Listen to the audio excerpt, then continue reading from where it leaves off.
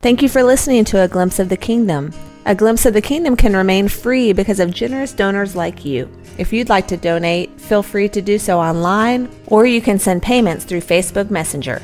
Don't forget to tell your friends about it so that they can enjoy this ministry as well. Be sure to subscribe so that you don't miss any podcasts.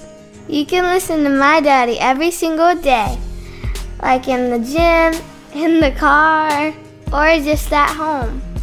Glimpse of the Kingdom is awesome! We talked about grief a lot the last 2 weeks, I guess. Grief is our emotional response to loss and disappointment. There's so much there, and I know we've covered a good bit of ground, especially if you're brand new to the grieving process. And that's okay. That's why I read out all my notes for you to get, so you don't have to take feverish notes if you don't want. And there's more literature we can give you, and I cite some literature, and so does Brock. So has Brock.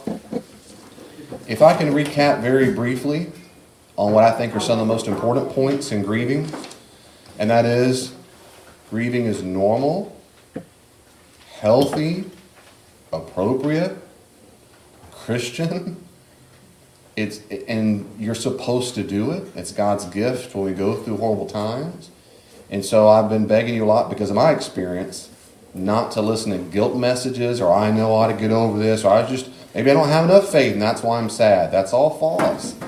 And that's the first thing I'm trying to emphasize. The second major emphasis I've made over and over is that grieving looks a little different for people, but there tends to be a lot of patterns. You can call them stages, progressions, developments, whatever you want.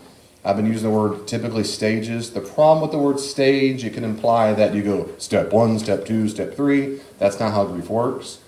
But most people do experience phases here and there of some kind of anger rage, some kind of that's not true, some kind of longing for it to come back, that yearning as Brock talks about as we do in attachment theory. There's some kind of deep sadness, and that's what we've been recovering. I'm just doing a big picture. If you're new, this is really fast, I know. Till we get to a place basically of acceptance. Acceptance does not mean you're never sad again. Doesn't mean that at all. It just doesn't mean that. It depends on the nature of the thing. If what caused you grief isn't that big a deal, you don't have to be sad. You might go, yeah, it doesn't make me sad anymore. And that's okay. It's just that some things aren't like that. Like deaths of loved ones, serious trauma, abuse. The more serious it is, the more it's going to take years to get to where sometimes for the acceptance to come and where you might not cry as much. But for most people, most of the time, the intensity does diminish. Intensity does die down when you go through the healing process. And I'm using those words on purpose. I use the analogy I've used before, like the tear well bank account is a word. When you go through trauma, tears are put in you. And it takes a lot of tears and time to get those tears out. There might be a shallow pool at the bottom that you just can't fully get out sometimes. But most of the severe part will diminish if you've gone through the grieving process. For those who can't go through that, they seem not to be able to get over the sense the tears the tear bank can't get empty. Even close to it. We talked about chronic grief. Some people do find themselves in that. But for most people, my experience, I said this last week, most people my experience who are still really struggling with grief, usually it's because they haven't grieved. It's not because they have some disorder. It's not because, really one of the reasons is just they haven't done the hard work of being sad and processing it. Now, why is that? Why would anyone not do that? Well, ask yourself why you don't cry all the time. Because it's not fun, not easy. I was just asking my daughter's friend on the way here tonight, what do you like about school? Is good school? She goes, yeah, it's good and it's bad. I said, what's the good part? She told me, well, it's good because some things are easy and some parts are fun. Of course, that's what kids think for school in fourth grade. It's either easy or fun. And I was saying that's how it is, I thought, in life. A lot of people never get over that mindset because it's good if it's just easy and pleasurable. And grieving is not easy and it's not pleasurable. And so most of us by default want to stuff it, get rid of it, drug it up, dismiss it, throw religious shame and guilt on top of it. Well, you just have enough faith. That's your problem. And all kinds of things that we can stuff it. And so I'm trying to encourage you that if you find yourself in that position, keep up the process and dig deep, figure out maybe there's some grieving process you haven't completed yet. And that's an overview of it. And then we finished up, and I'll pause after all this wrap-up, Brock, and give it to you in a second, Jeannie, the final thoughts you have on this before I have some questions about grief. And that's part 3, bottom of page 3, Roman numeral 3. That is to say, sometimes we need grieving. Some grieving we just do on our own. Some people are just naturally gifted at it. But for a lot of humans, like myself, if it's more severe trauma, you're going to need some help. And it breaks my heart when people don't. I got a telephone call from a very anxious, upset mama who has a son who's not been reaching out. And the stress is overwhelming, and he's in a real bad emotional spot. He doesn't have what I'm saying right here that you need to get. You need to try to find at least one trusted Christian friend. You've heard me say it over and over. At least one. And if you can't find that, well, even if you can, try to find at least one therapist. Some safe person who's a lockbox, but you've got to get off your chest. I remember my dad years ago used to say, when he went through some real tough years, when we weren't talking, he left and stuff. He said, I'd have paid any amount of money, done anything, just to have someone listen to me. And that's just a real human need. And we all have it, especially depending on the trauma. And that's it. I call him my very best guy friend today. He's my accountability partner, encourager. I called him, still lives in Houston. And I divulged stuff to him. I said, brother, here's some of my struggles. I need you to pray for me. And he said the same thing. We had a great talk. I'm just practicing my own medicine. Because we got to have those people that you're safe with. You just got to do it. You just got to have at least someone. And if you are that friend, and not to be a therapist, don't ever think you've got to be a therapist or your parent. If you are that friend, like I said, just quick a review, be with them and listen and validate. And that's very different from telling a person what they should be doing. You don't want to get up in that one-up position. Here's your problem. Here's what you need to do. Well, why haven't you done this? We come to the rescue trying to fix it. Bad idea. You're not being a good friend when you do that. David, I'm trying to be a blessing. I'm just trying to help them. You're not being a good friend. In that moment, they didn't say, help me problem solve. I'm not sure what to do. They come to you grieving and sad. The appropriate response to sadness is to be with them in the grief and be a safe place. Tell me more. I'm so sorry you're going through that. I'd be sad too if I lost that. How's that affected your world? How does it affect you? How's it affected everything in your marriage or relationship? Tell me more about that. If someone opens up, I'm addicted to this. I've been struggling with this. I'm so sorry to hear that. Tell me more about that. How you've been coping with that? What's been going on? Be that safe place. Validate their pain. Don't tell them what to do. And you do it. It's always okay to affirm appropriate behavior. You know, let's go eat a meal, but you're not preaching to them. And I ended up very briefly last week on this. And I want to slow down a little bit on this point. And Brock, feel free to jump in here with this last part, and that is the transference. And that is, of course, knowing your own boundaries. Some people, and you'll get real good at this if you're not yet, you can get good at knowing pretty quickly a person's problems, whether they need a good friend and or whether they need a good therapist. Does that make sense? You can be a good friend and you don't need to be the therapist. Some people need both. Others, you need a good friend to cry their shoulder on and be there with them. Others, they need their help. And you might not know the distinction of what they need. My point right now is you need to know what you need. And some people like to be the rescuers because there's something in your character that's missing and you have a real need to be the one they need. And a lot of times caregivers find themselves wanting to be needed, wanting to be wanted. And so they're the kind of people, everyone always comes to me when they have their problems. You know the people at work, or your family? Think about that for a second. Well, I'm the one that always going to cry on my shoulder. Well, it could be you're a good listener. It could also be you're the kind of person who gets a lot of payoff by being the person who's always the one they come cry to, and you can be either the rescuer, their healer, their parent. You're there to save the day. That's more about you than them. Some people then, of course, lose their boundaries. They want to care, even if it's appropriate and healthy, but they realize the person that they're helping, their friend, needs so much more than you can give. And you might feel guilty to say no to them, and you give and give, and you say, now I feel so overwhelmed and overextended, I find myself kind of resenting that I offered to help. How do I get out of this? And that's because that's one thing. And the third quick thing is I'm giving options of when we get overextended. Another is this transference where their problem, their pain, their worry, their stress becomes yours. You can't sleep at night. You lose your appetite. That's not healthy either. It does no good to worry for them. And what I just said makes no sense to mothers if you're listening right now. Yes, it does, David. That's our job description, to be worried about everybody in my family. That's false nonsense. It does not help your children to be worried. It doesn't help them. Even your friends doesn't help. And so what happens is we end up paying a price, and then we lose our objectivity as much as we can have it, because we're now all weeping together constantly, or all worried together constantly. That means you've lost some of yourself. You've got to have some emotional distance to be able to help. And by a quick analogy, if I came around the corner and Brock stuck in thing in mud, reminds me of my brother. Well, my second house, our house we lived as a family, it's one of those things where the neighborhood was being built, so mom and dad bought the lot and got to help design the house. And so all these lots were new and dirt and whatever, construction work.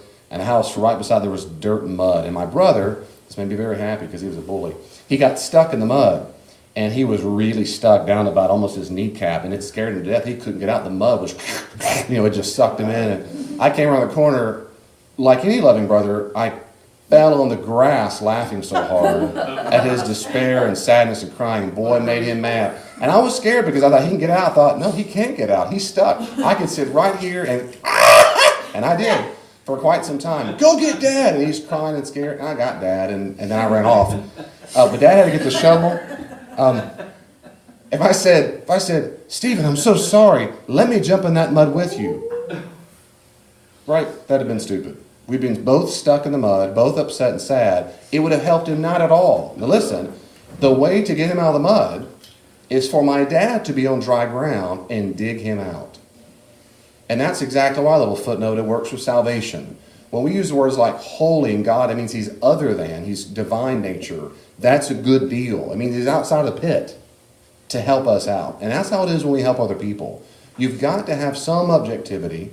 Or no. To be a real good friend, I'm going to be in the same emotional state they are. That's like getting in the mud. No, you don't. Then all of a sudden, no one can help them. So I went through some quick things as a review. Vanna, please. Is that the same thing as being an enabler, or is that a different kind of thing? Very good. That's different from transference, where your problems and their problems join together. But enabling is a kind of pattern when a person has unmet needs that they're trying to get met in someone else. That's that first one. We're trying to help enabler, rescuer. Those are people who don't like other people to suffer consequences or feel sadness, feel shame, feel negative emotions.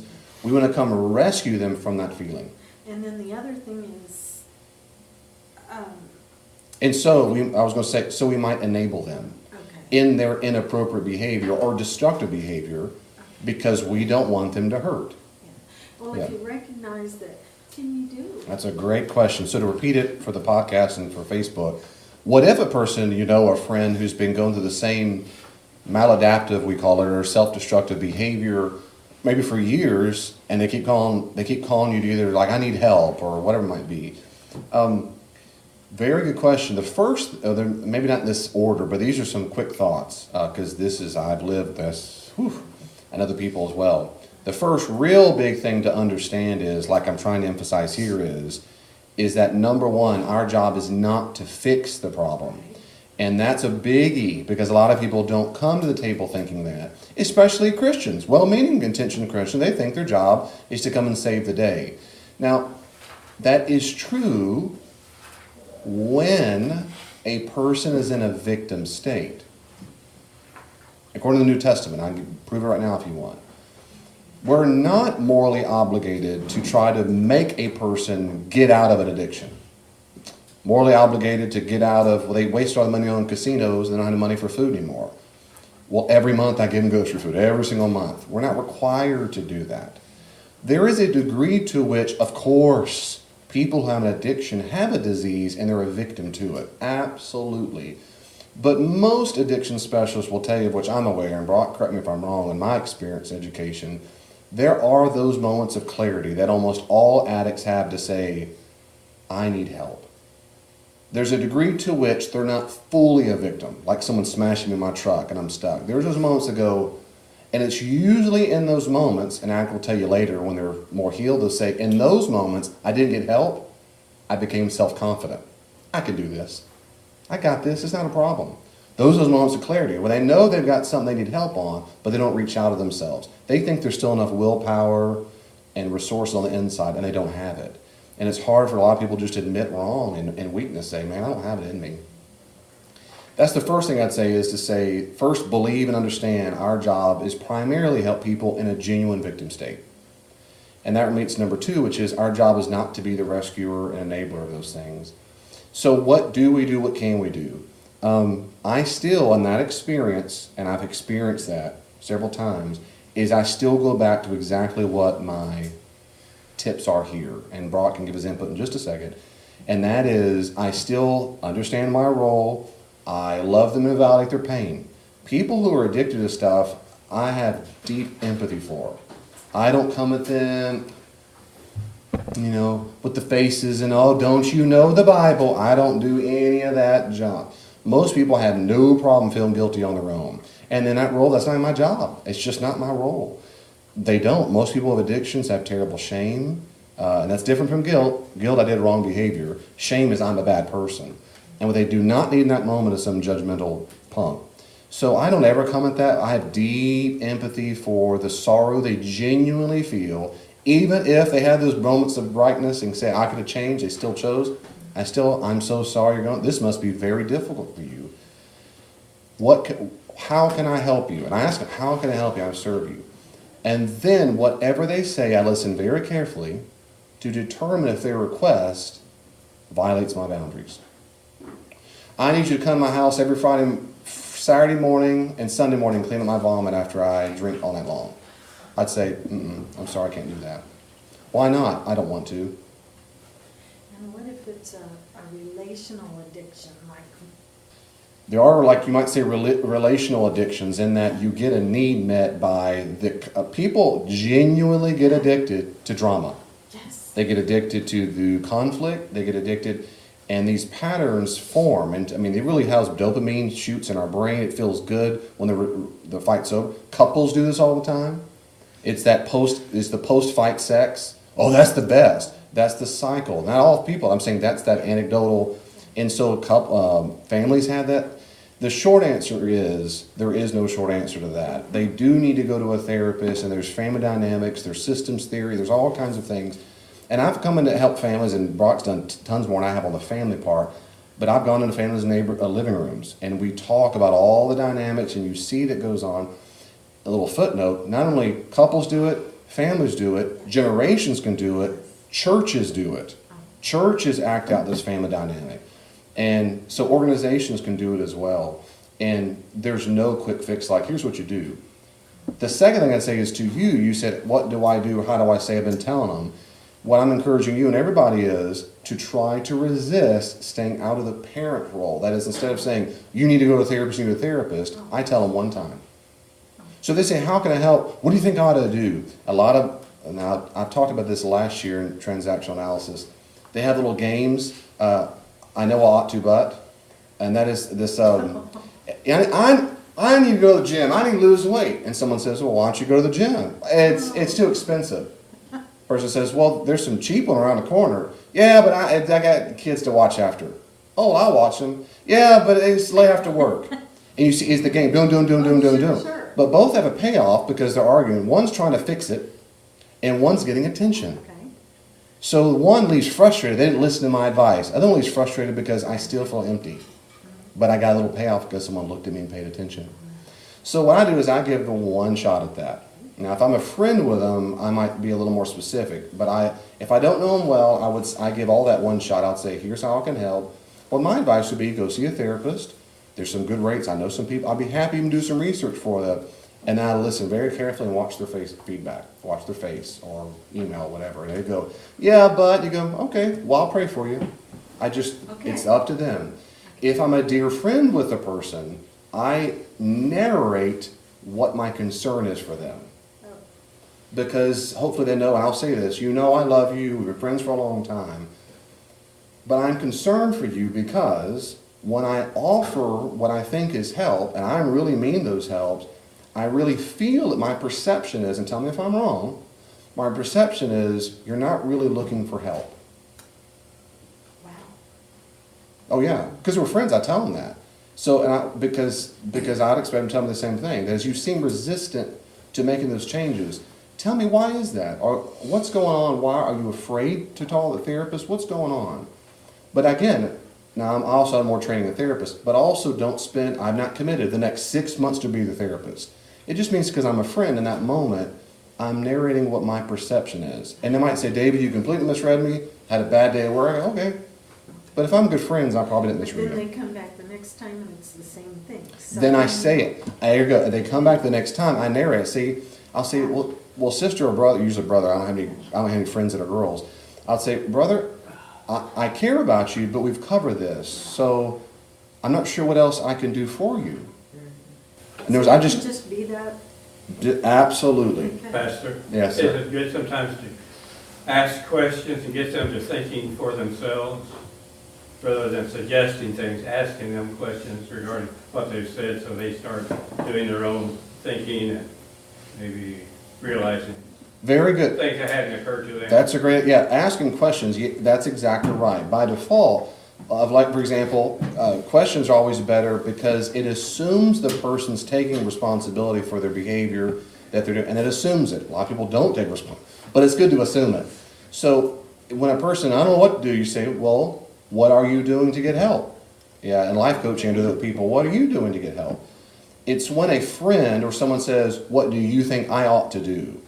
In those moments, if I give advice, I'm very brief but distinct, and I usually tell them there's a specialist or something like that in those moments. But it's still, I don't keep telling them advice. I don't do it. I don't do it because people always, I've said this, I'll say it till my nose bleeds the rest of my life. People always, caps lock, do what they really want to do. Sure. I don't care what they say, they do what they really want to do. Except, and only except when, they're genuinely incapacitated. I'm in a hospital, someone hit my truck, I really want to go to church, but I can't. Okay, besides those genuine, valid victimization states, the normal person really does what you just do. I want to go to the gym. You might want to go, kinda, but you really want to sit home on the couch and eat chips, so that's what you're doing. You really wanted to come to the study because you're here. No one else wanted to come.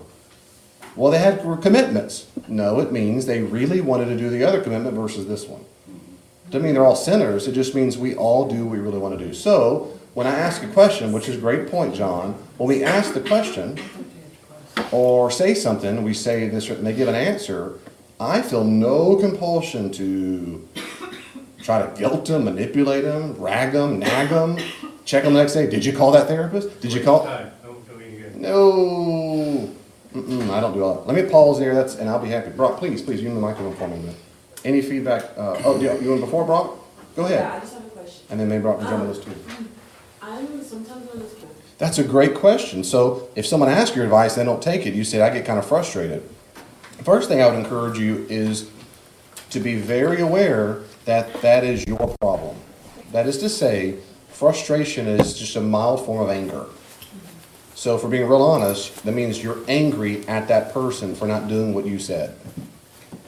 And so the first step is to say, that's an emotion in me, which means I got to process and deal with it, right? Because that's what character is. I deal with my own emotions. It's not anybody else's responsibility. It's not drugs or drinking. It's not that job to fix me. I got to process, why am I getting angry about this? Most people are not mature enough to do that. They assume the world and other people really are just an extension of themselves, and it's everybody else's job to make sure I'm happy. That's what babies do. So the first thing to say, I'm not a baby. I do feel anger. Why am I angry? Well, they didn't do what I wanted. Why does that make me angry? Mostly because you care for them. Because I care for them? Yeah. So you're mad at them because you care for them? Because they're not doing what's best for you, I guess. So let's say that one more time. Hold on. Let you say it. So, right, you're mad. So you might be right that your advice is really good idea. Mm-hmm. But that's not why you're mad. Right? The anger is because they didn't do what I suggested. Okay. And then you just explore that and process that. And you can, we all at some point or another, I mean, who's gotten frustrated when someone asks you and they go, yeah, whatever. It's like that back thing. I need to go to the gym. Well, down the street, whatever. And like, why'd you even ask me? But we just have to own it ourselves and let it go. And over time, ideally, we get better at saying, when someone asks me for advice, especially in my line of work, I get asked a lot. I just made my mind up a long time ago. I mean, I did, to say, they're going to do what they want to do. I'd be happy to offer to tell you, but I mean, it's when they leave my presence, they're going to do, are you in my presence? They're going to do whatever they want to do. And so take it or leave it. And I don't feel responsible in that sense for what they do next. But I would just have to encourage you to process why it is you're angry about it. And of course, if any of us really have a problem with that anger, really have a problem with it, it might lead us to do things or say things that wouldn't be kind or Christian just because we're taking it out on them. We certainly don't want to do that. We need to bite our tongue. Or What I do in those situations, if someone's really frustrating you, Yes. you find yourself getting mad because they won't stop talking about it. Yes. You got to process it yourself, and it's good to have a heads up. Okay, when I go to Thanksgiving, Uncle Bob is going to talk about it again. So go in thinking, I'm going to release that anger. I expect him to do that way. I'm not here to save the day. I'll let that go. But if they get up in your face, well, you're still not da-da-da, I would kindly say, we've already talked about this several times, and there's nothing else I can do. I have prayed for you, but that way you're saying, I've already addressed that, but I'm not going to keep talking about this because there's nothing else I can do. And I find myself feeling distant and disconnected if you're in a relationship because this is the only thing we're talking about. I'm not sure what else to say about that. Anyway, Brock, please, I'll stop for a while. Go ahead. Anything we've said, 30 minutes. Trying to find an entrance. Yeah, jump on. Jump in. At the top. I was jotting notes as we go along. We moved along quite a bit, but I think it's important to know, and this is what I work on most with therapists in training. Actually, most of the therapists who I've fired over the years have been not caught this early on in their careers, but and usually with therapists or any kind of helper, you don't have to fire them because their clients will fire them for you. I mean, and you've probably been fired by people who you've tried to help, you've helped a lot of people over time, but the difference has to do with empathy and sympathy. And a lot of people, I never had any idea what the difference between, I thought they were the same thing when I went to school. Right. I even thought the same thing after I had a bachelor's degree in psychology. And I run into a lot of people who are even graduate level professionals who don't understand the difference between the two. So glad you're ready. David can kind of talk about the origin of the word. I know they're similar words, so it can get very tricky, but I hate those two words. I do too. they're very important words, though. I know, they confuse me sometimes. Okay. You know, I Let's just- use, I tend to say that you don't need to know what the words are as much as the spirit of the words. For clinicians who haven't really been exposed to it, or people, I would say empathy is the one you want to shoot for if you're going to be helping people. And sympathy is the one that's more of a sign that you cannot help that person at all. And you need to get away from, you need to get out of the helping relationship and maybe even avoid the situation until you're able to come to it in a more intellectual sense. Empathy involves your brain a bit more. It's more of your thoughts about the situation. It's always very interesting when you go through Hallmark. Do Hallmarks even exist anymore as a store? Sure. Yeah. Go through the card section in any of your local stores, and you'll see in the sympathy section there's actually cards, deepest sympathy. I've never seen one that says deepest empathy. Right. And the interesting thing is when you're reaching out to somebody in a moment of despair, you're wanting to express something helpful, I believe, but you're expressing how much you feel about their situation when you purchase a sympathy card. So I'm going to say that we all, no, just kidding. No boycotts today. Right. But the important distinction is empathy is an understanding that you can express to another person. And a lot of times the deepest levels of empathy, when it's rated, don't involve your mouth at all. We get ourselves in a lot of trouble when we're trying to help people by just opening our mouths.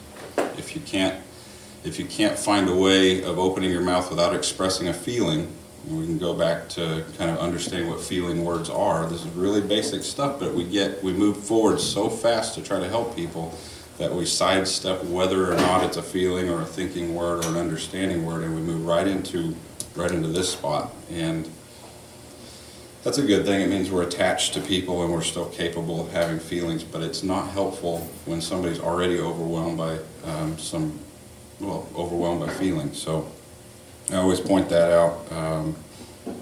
Some people just aren't meant to be helpers. It's really part of it. That's so true. And it's also always struck me as in the helping profession, and this could be anywhere, there are so many people who got into the helping profession because they feel so strongly about it, especially around the issues with kids. And I want to be around kids because I remember what it was like to be mistreated, or that sort of a thing. And it's not always a bad thing to have had those experiences, but it is bad in as much as that you're unable to separate your own feelings from the feelings of the person, just like David's been saying, from the feelings of the person who's going through grief or going through a difficult situation. I think... So you see, I was going to say, there's still boundaries. There's still distance between the people. Yes, absolutely. I'm glad you drew that up. You validate them, but there's still distance. You're not, in sympathy, you're enmeshed. You're feeling pain with them. That's why, if you're okay with these pictures, that's the distinction I like to say. And there's all sorts of literature, there's all sorts of things we can talk about. I always listen to people's language very carefully. Some people will accuse me of being a little bit too analytical, but one of the things that we do, or we use words that betray the rules that we have about certain things. If I love someone, I will. That's a very powerful way of looking at it, and try to figure out if you have any of those if-then rules about things. And that behind those words will actually be the standards by which you care for people. And if I love this person and they're crying now, then I have to cry with them. Or if I love this person and they're sad, I also have to feel sad. And just like David was saying, if you're losing sleep or you're feeling any of the same feelings, those feelings will sneak into your field or your experience over time, even if you're helping in a good way. But are you able to deal with them? Are you able to manage those? Do you give yourself enough time to do that? It's very important. Therapists have a way of dealing with that. Even in our professional worlds, we call it supervision. It's usually not supervision. It's usually kind of a chit-chat session. But in the moments between clients or between difficult situations, they're trying to process that to get whatever went on emotionally with them back into the thinking and almost analytical place where you can see the process going on. Is it a compartmentalization thing? Put it in the drawer for the folder for that person for right then? Yes, it could be. Not carry I think it's a good way to put it. Compartmentalization has some negative clinical connotations to it, but yeah, you put it in a particular place. There's a place and a time for the feelings, and I think what you look for as somebody who's reaching out to help is, can you keep it in an organized sort of a place or not? It's not a sign of weakness. It just may mean that there are certain things that are very, very difficult to deal with. I think a good responsible grief facilitator, even things like Grief Share, will not run a group back to back to back to back. Will not run groups alone. There's some things, because even the people who are professionally trained to get in that and are in that role constantly have to learn how to shed the sympathy feelings and get back up to that where there's some emotional distance and some separation. So, if you're really interested in helping them and not just keeping score, I would say the best thing to do is ask them what they think they want to do. That's such a therapist-y sort of thing to say, but I know they've already pointed out the process to me. So what I'm going to do is see how much of this they're just trying to give me responsibility for. And the easiest way is to say, well, where are you at with this right now? You know what you've done. You know you've just expressed your regret to me. I think you're asking for advice, but I want to see how much you've been thinking about this. Yeah, well, can you help me get out of, my mess now? I mean, And there are lots of different ways you can do that, but I guess it would depend on the scenario. Not as often as you'd think, but yeah, it does depend on the words that are being used, and you have to, I would reflect a lot of it back to them. And I think observation, as much as you can, is 10 times, if not 100 times better than any advice that you'll ever give. We learn through experience. We don't learn from words. So I think that, or as well from words, we can process words, but we have to kind of get into the role and kind of go through the steps and actually feel it and see it and smell it ourselves before it really sinks in. And I think offering them that almost a process thing, that's what reflective listening does for us too. I hear you saying this, I recognize that you may be feeling this, what are you thinking? And a lot of times people will walk themselves through it. Did you walk in when David was talking about mothers earlier? That's what mothers do. If I can say very quickly, jump in there to repeat this. You said, what if a person, you gave them, they wanted your advice, you gave it, they didn't do it, they did the bad thing, came back and said, I should have done what you said. How do we respond to that? My first thought was Matthew 7:12. Jesus said, treat other people as you want to be treated. So how many times in your life, or our lives, have you done the thing you know you shouldn't have done, or you should have, or sometimes you were trying different options, you just happened to choose the one that didn't work out. And you go back, you know what? All this time, friend, you were right. Did you want them to go, I told you, why didn't you listen? Or be mad at us? And those experiences, most of us don't want people to be mad at us. They want to be empathized. Yeah, They don't be mad at them. So that's exactly, our response to them is, yeah, I bet you regret that. I'm sorry. So how you doing that? Yeah, I mean, we just, if there's a strong desire to say, I told you so, or why didn't you listen to me? That's your problem. That is not, right? Does that make sense? So we got to get past that quickly and say, how do I love them? How do I empathize with them? Real quick, yes ma'am, go ahead. Go ahead. Well, I've been married going on 40 years now, and It's true. And in therapy situations, when you validate with the person the pain they're going through, usually the quote unquote problem, they don't care anymore. They might come what's called a presenting problem or something else to go, I got to get this figured out. But really, once you start talking about why they're hurting and painful, they go, oh, I don't care anymore, or I don't need any advice.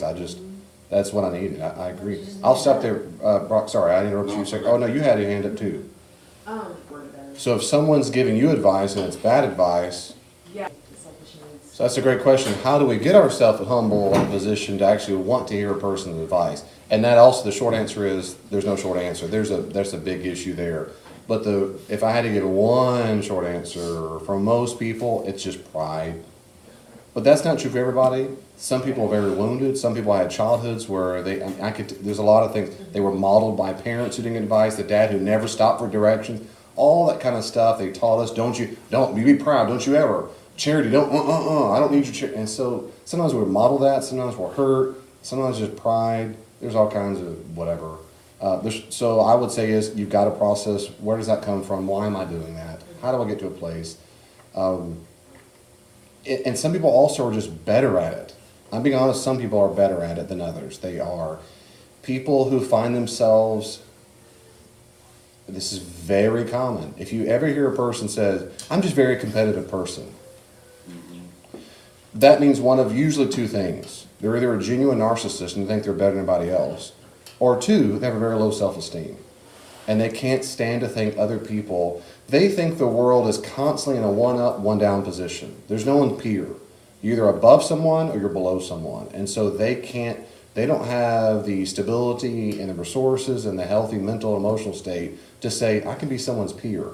No, I can be in the one-up position. So you can't beat me. Whether a tennis table, chess, driving down the road, car rage, all this stuff. And so whenever time anybody ever says, I'm very competitive, ding, ding, ding, I don't want to play games with you. My point of that is, for a lot of people, it's the same kind of people who have a hard time getting someone else's advice. And that's very difficult, hard to bring it back to Jesus, but it sure is hard to be competitive when you're a Christian. C.S. Lewis said it perfectly right, that you cannot be a Christian and be prideful, because you can't do it. He's exactly right. There's no conceivable, those are logically incompatible. To think that you're better than other people, which implicitly means you think you're better than Jesus. And so Jesus doesn't teach us, instruct us as a master. He's given suggestions.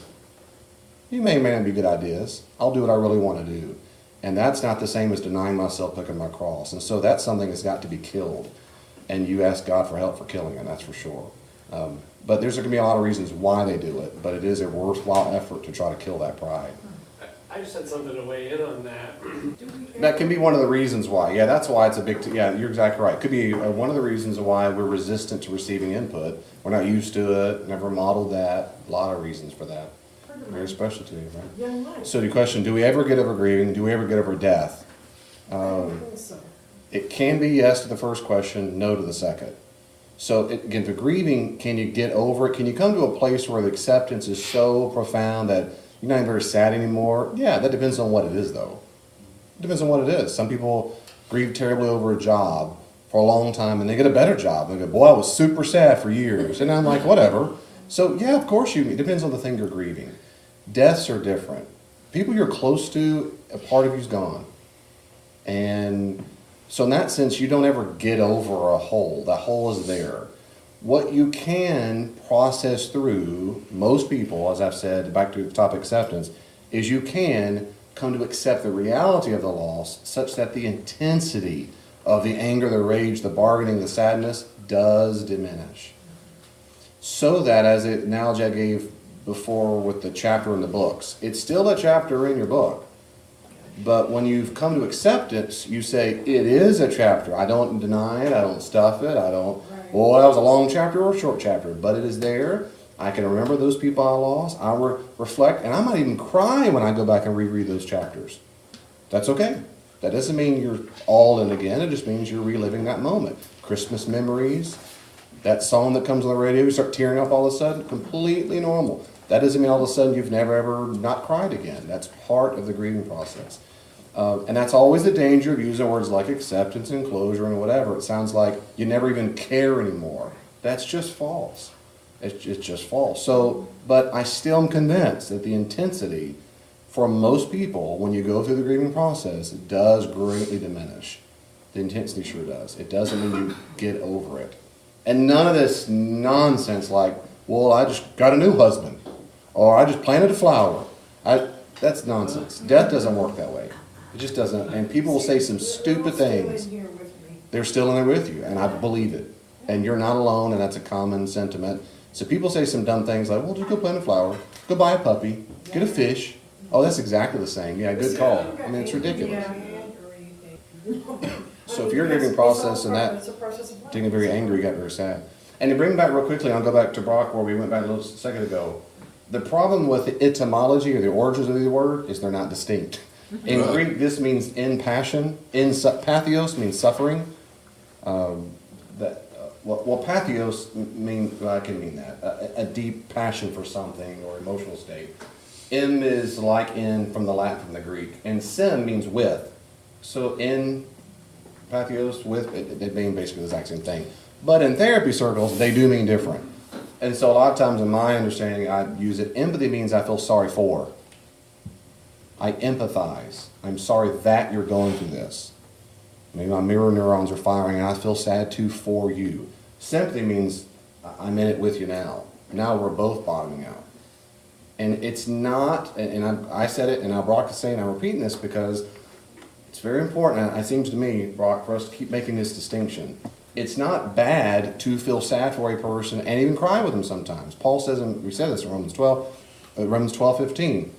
Rejoice for those who rejoice, weep for those who weep. So we're compadres.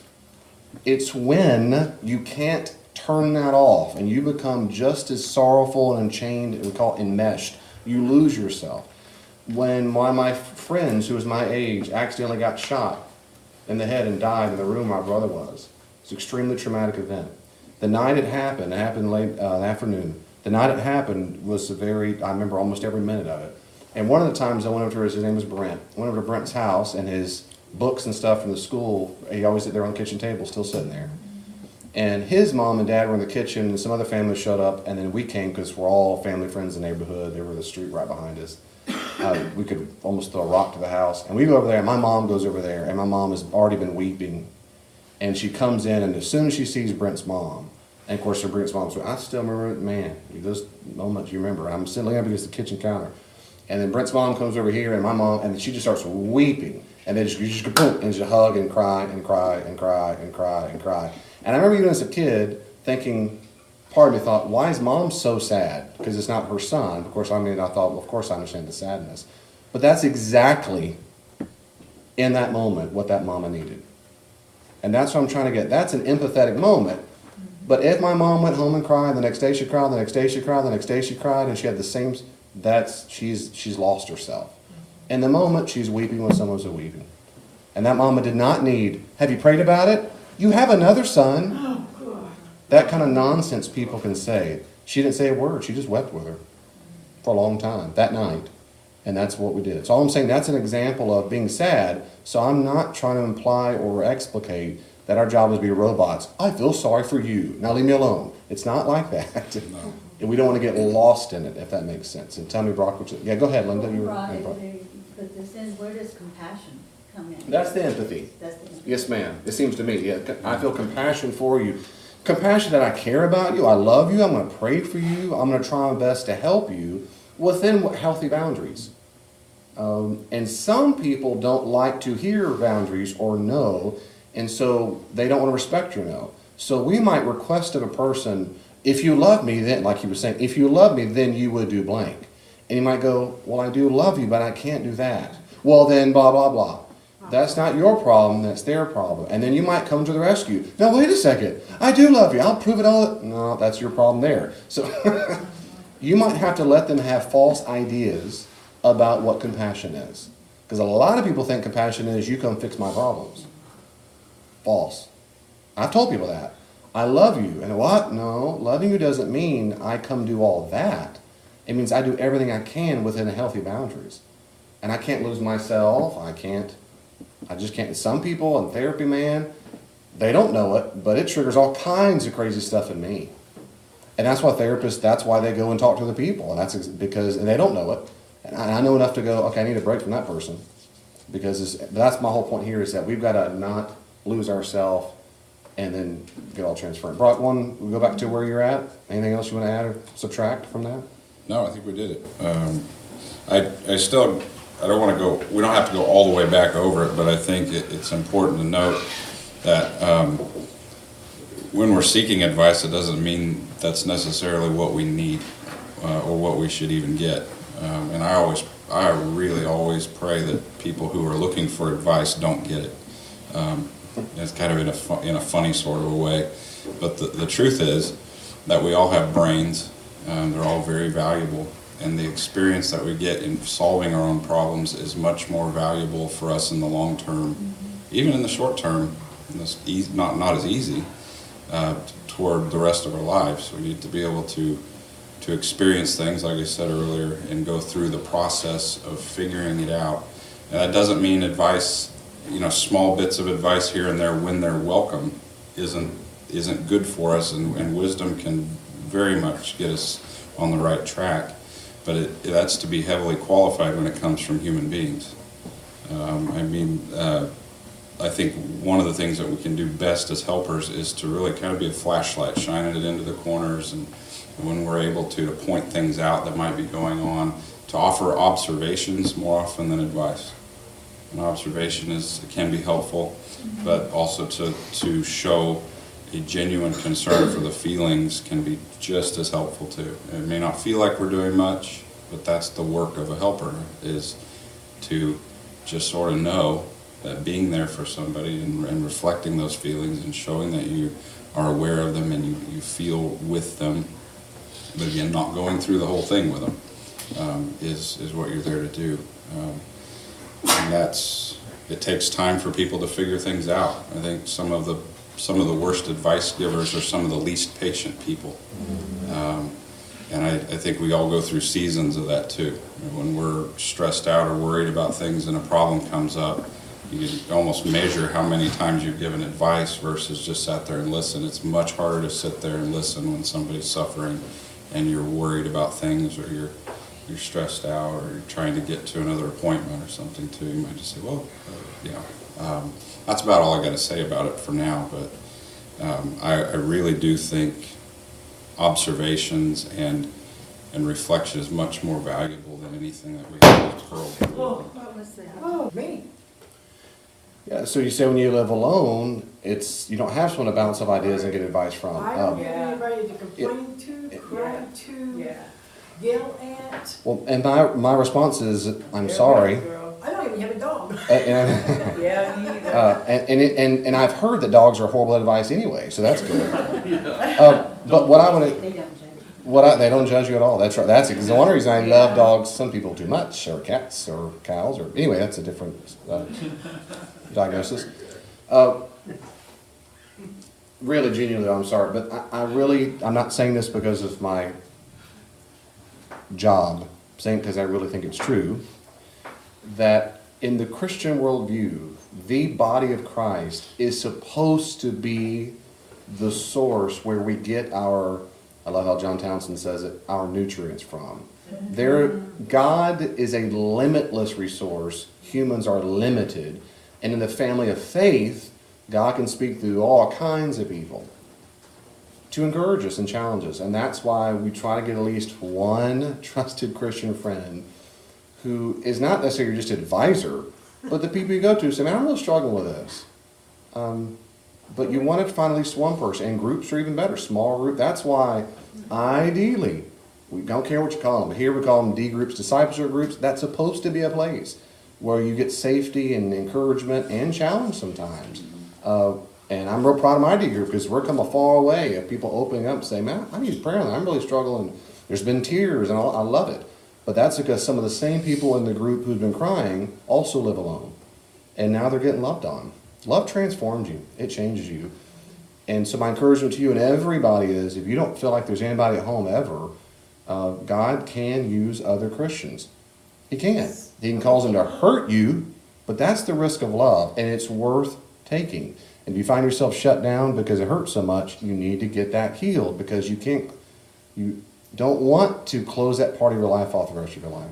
I do want to move on very quickly. There's some else quick comment question. I want to move on. I was going to say Sonia, that please. you have to be willing to open up and have that somebody come to you too. Because if you don't do that, and then nobody's going to be there to help. It's like when I talk to you and you send Vanna to rescue. And you know, I was open to that. Amen. Sonia said, when you are sad and grieving or things are going trauma in your life, you've got to be open to having someone come invest. I'm paraphrasing, if that's okay. Tell me if I'm wrong. Invest in you. Absolutely, sister. You just do.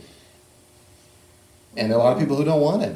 They might say they want it, but they don't really want it. And that's why I encourage you, got to be, if you can be a little bit vulnerable, and if you find yourself having a very difficult time with that, you really ought to see a therapist. You need to find out, why is it's so hard for me to let anybody in?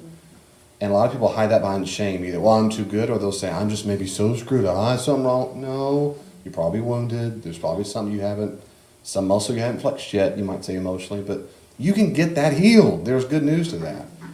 Because God can use that. Amen. Yeah, thank you for that, Sonia. Linda. So what happens if you clear her? Right. So what do you do when you don't have that group, if a group Yeah. does fail you? Yeah, that's a great question, and it would take a while to give. You know, what I got when I would call pastoral staff was, That's a great question, and I have 3 quick answers. The problem with anything quick, which I have to be, it sounds like they're pat answers or flippant, and I don't mean this flippantly, but I also don't want to say, that's a good question, we'll talk to you later. I want to be able to do something. So what do you do when those people aren't there? 3 quick things came to my mind. Because I have known many people, I have felt similarly about when people are not there. And I'm saying this is a common predicament, so I can also, whatever it's worth, I don't have to relate, but the first thing I'd say is, it sounds very much like you're going to have to grieve the fact that they were not able to meet the needs you thought they were going to need. That's a grieving process. God, another one. Yeah. Because whenever you experience loss, remember, loss of a dream, loss of expectation, that is something happens emotionally. It doesn't have to be something more than it needs to be, but something happens in us, and we get sad. We go, I expected to get a raise, and I didn't get it. I expected to be sunshiny tomorrow, and it didn't. There's some loss. So we go, well, how do I feel about that? Maybe I'm mad. Maybe I'm sad. So at least think about it, process and talk about it. Mm-hmm. My second quick thing is, and that takes time, okay? That's why it's quick, and I don't like the quick, but sorry. The first is, that's other words, at least acknowledge that, and it's okay to acknowledge that. The second thing I'd say is, this is a wonderful time, as always, to keep genuinely relying upon God to meet your needs as best as He can. And it helps me to be reminded in the New Testament. Doesn't make everything better, but it helps me personally and many people I know to be reminded that Jesus Himself was very often alone and abandoned. And so, as He's called the man of sorrows, if there's anybody who can relate to us feeling that we don't fit in, surely He does. And so I go to Him in prayer with that and say, Lord Jesus, please counsel me and comfort me, because I know exactly what it feels like. And be assured that He's listening. He does care. And you do fit in the kingdom of God. The third thing I'd say is, ask God to bring people. And He might wait for a long time, might be a short period of time, but you ask God for the friends that you hope to have. You do. I give tons of examples in my own life, but I mean, moving to Kansas, we didn't know anybody. All you people were strangers. We have no roots, no family, nothing. You might, and this is all about me. I'm just saying, I have prayed for the same thing. My wife has prayed many, many, many times. We came to a place where we finally got some roots. And especially in ministry, people think you're friends with everybody, but you're not. No one asks you out to eat. No one goes, let's go shopping. Let's go to the movie. No one does, ever. And so for about a year and a half, no one ever asks us to do anything, so it gets lonely.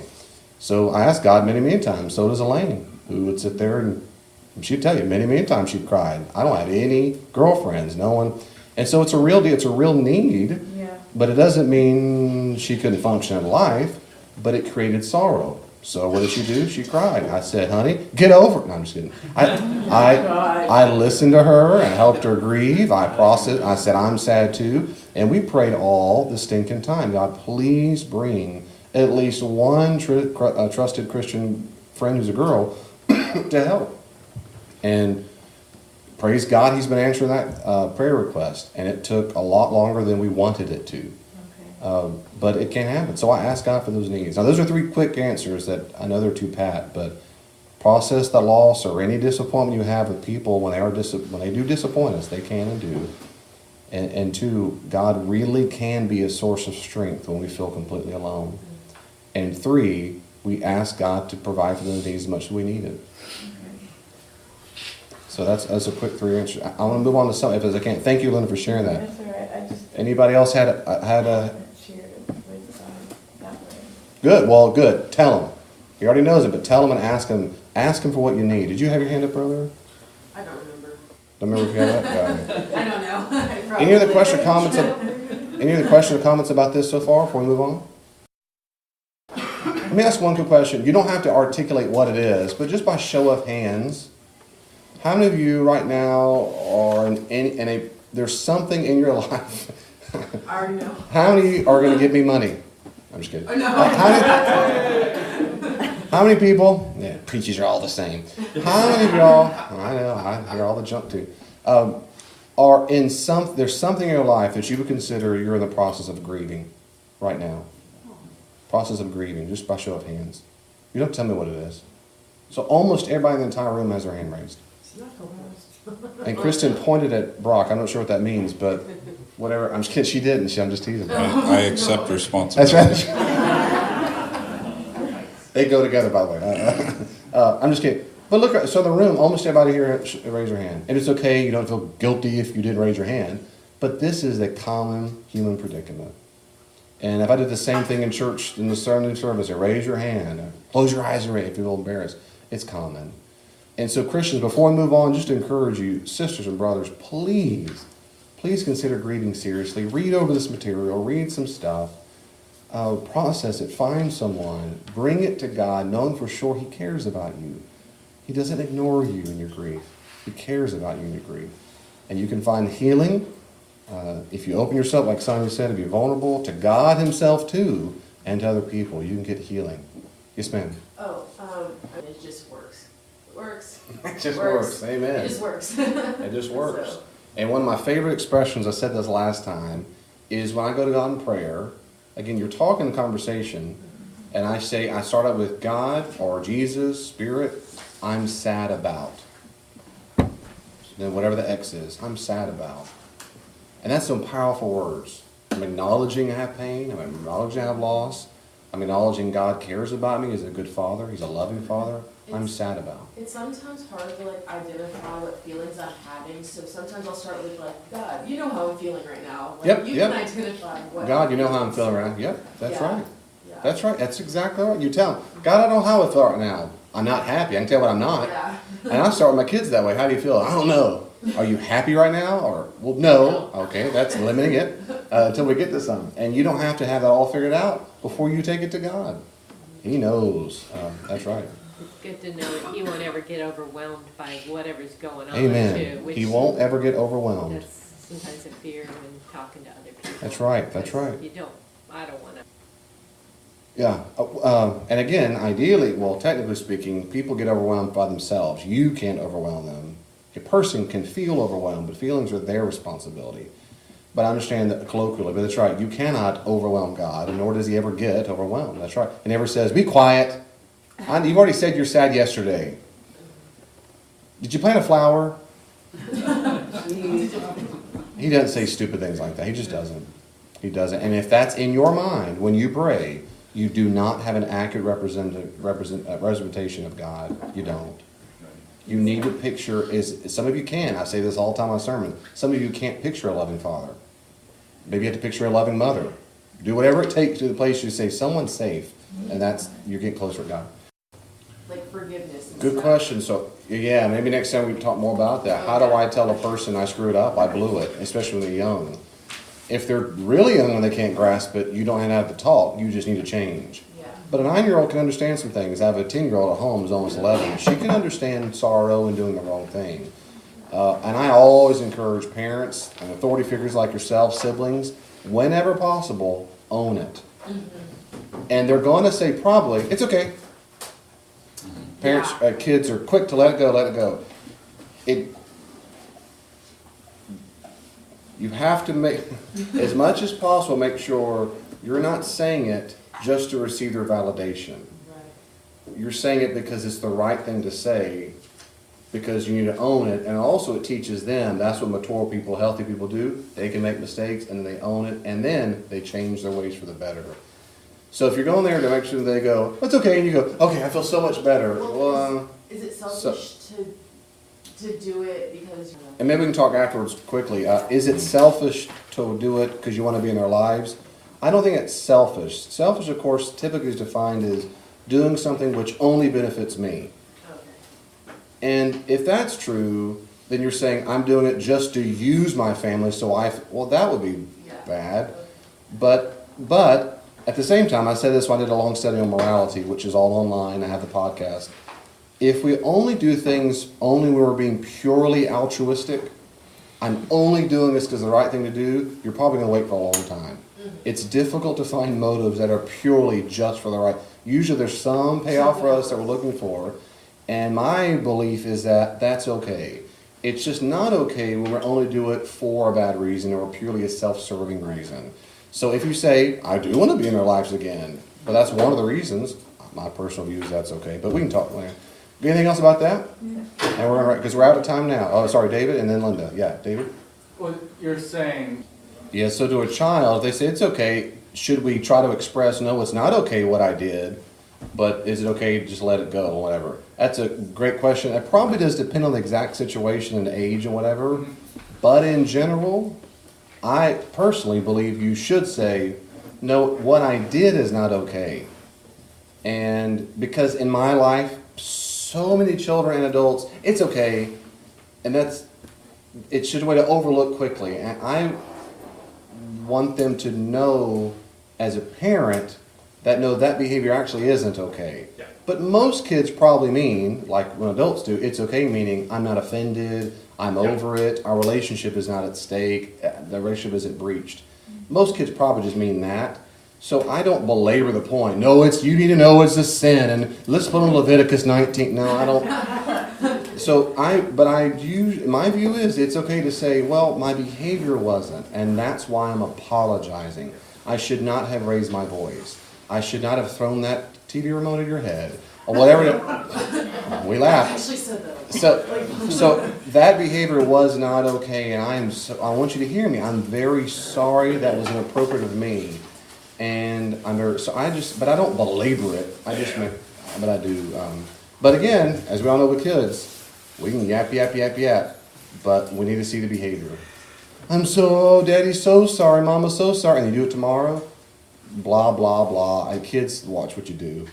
Words do matter, but they really matter when you change your behavior. Yeah, I mean, we all get it, but we need to remember that as parents that I'll just tell them I'm sorry, they're over it. And we get a lot of therapies for that. They're watching. They're watching. Oh, man. Let me say a prayer, and then if you have any questions, because I want to wrap up on time if we can. We thank you, Heavenly Father, Son, and Spirit, for being a God who cares for us, genuinely loves us, whether we're happy, joyful, and even and maybe especially when we're grieving. You don't like us to suffer. You don't like us to feel the pain or loss or disappointment, and that you don't revel in it, and that would be a sadistic kind of God. And I'm glad, and I'm sure we all are, that you're not that kind of God. Even the suffering we have to go through, or that we do go through when we do the right thing, we have reason and cause to be happy about that because we've done the right thing.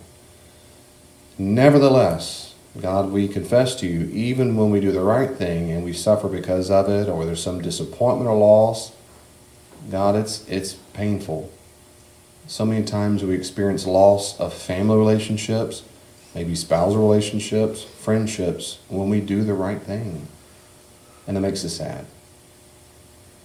So first, I'm just praising you. I'm thinking of the fact that in our sadness, whether we do the right thing that causes the sadness or we do the wrong thing that causes sadness, I'm so glad that you care about us no matter what. You're not waiting up there, as it were, not up there, but you're not waiting in the heavenly realms with your arms crossed saying, I told you so. That makes me happy. That's not the God that we have.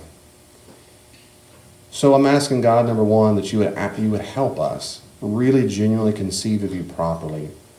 And God, as you know fully well, as we confess, that can be very difficult for us when we had bad parents or parents with certain bad behaviors.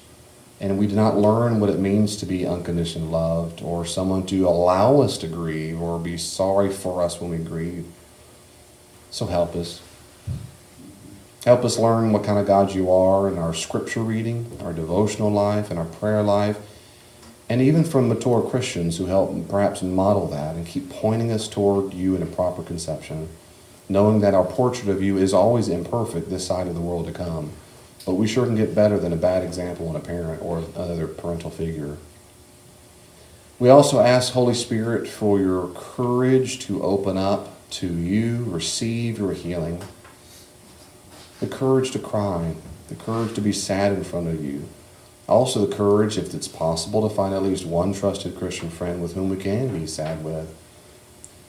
Also, Holy Spirit, please give us the wisdom to be able, if we're able to be, that helper and be a safe place and not a fixer, not a parental type, but a safe place for people who are grieving.